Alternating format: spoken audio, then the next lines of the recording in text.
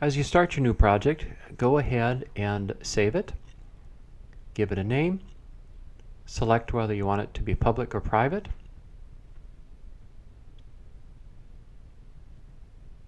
This is a finite state machine, so the first step is to install the flip-flops, which we'll use as the memory to hold the various states. Here they are, S2, S1, and S0.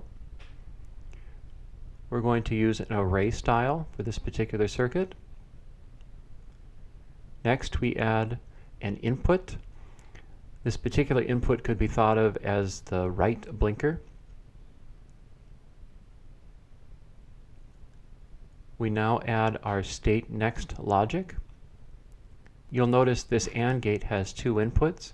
We'll need to change that, and to do that we go to the properties section in the lower left hand corner and change input size to 3.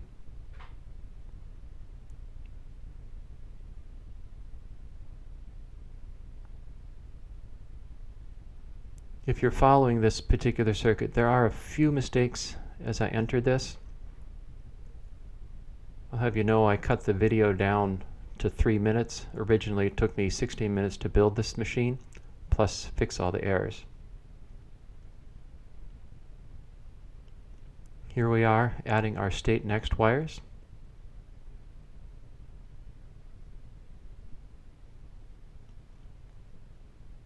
And now we add a clock to gate each of the flip-flops.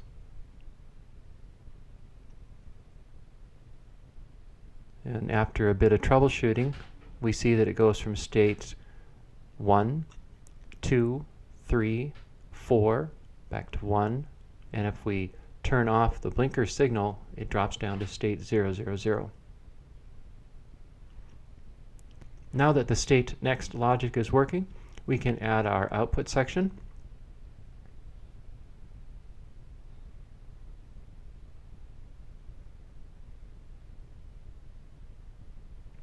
Again, there might be a mistake or two in there.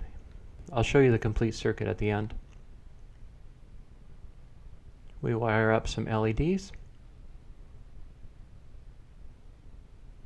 We do a little bit of troubleshooting. And finally, here it is. Here is the complete functioning circuit.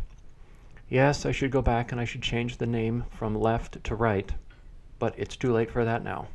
Enjoy.